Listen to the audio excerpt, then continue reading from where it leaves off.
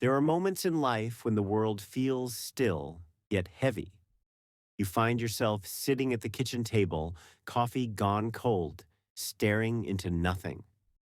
The house is quiet, but your thoughts are loud. You wonder, how did I get here? Not just in this place, but in this season of your life. Your late 30s can feel like standing at a forgotten crossroad, too far from the dreams of your 20s, yet not quite at the peace of your 50s. You carry responsibilities, memories, regrets, and a heart that still longs for something more. If you're here, you may not be looking for quick fixes. You want something deeper, something real, not just rest, but renewal. This space is for you, the woman who wakes up tired, not just from lack of sleep, but from the weight of everything. Tonight, let's talk. Not as strangers, but as souls sitting beside a quiet fire. Let's begin your mental reset, not by pushing yourself harder, but by remembering who you've always been. Section 1, Letting Go of the Unlived Life. There's a quiet grief no one talks about, the grief of the life you didn't live. Maybe you thought you'd be further along. Maybe you dreamed of writing that book, starting that business, traveling, or simply being happier. In your 30s, those dreams start to whisper, is it too late? But here's the truth. The version of you who planned that life was still learning who you were.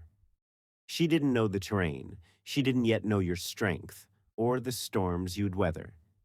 She didn't know that life, real life, is never a straight line. Letting go doesn't mean giving up. It means making peace. Not every seed blooms. Not every story plays out the way we thought it would. And still, there's beauty in what is. Ask yourself gently, what unlived dream am I still holding on to with guilt? And then ask, is it time to grieve it and make space for something new?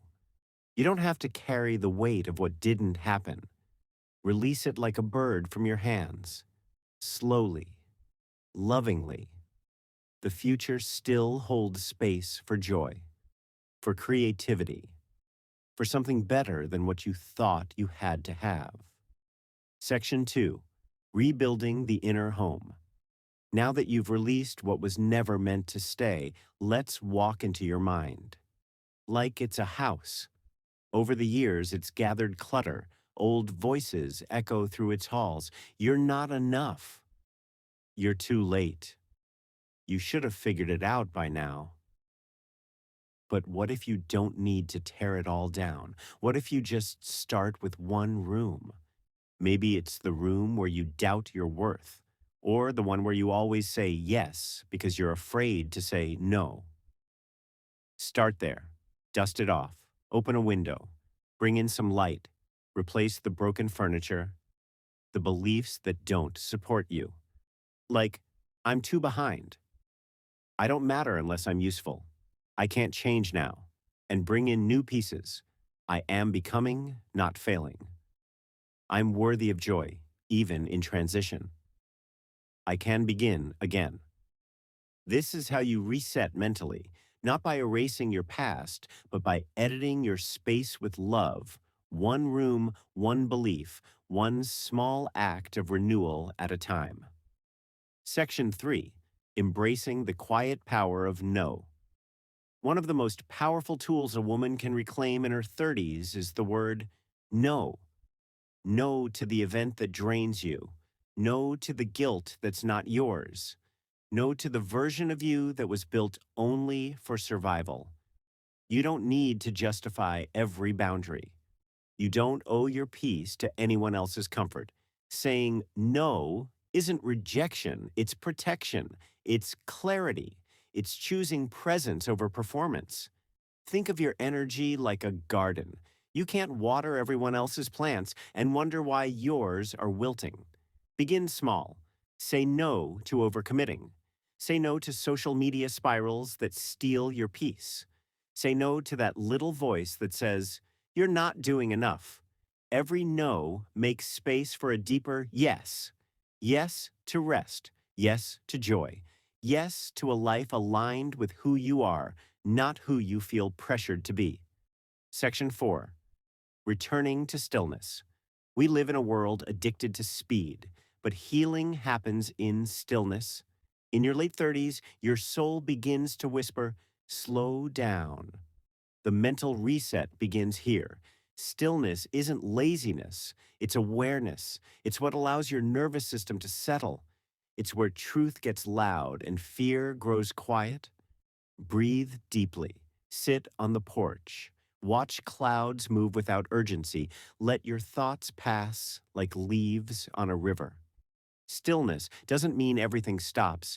It means you stop chasing long enough to listen, to remember what matters, to feel what's real, to choose your next step, not from panic, but from peace. Section 5. Cultivating hope for what's next. Now that you've released, cleared space, and quieted the noise, what do you see? Hope isn't a fantasy, it's a decision. It doesn't erase the pain, but it tells you there's still something beautiful waiting, even now, even here. Hope shows up in ordinary things: morning light through the window, a walk with your favorite playlist, laughing with someone who sees you. You don't have to have it all figured out. You just have to be willing to believe that your story isn't over. You are not behind. You are on the edge of becoming.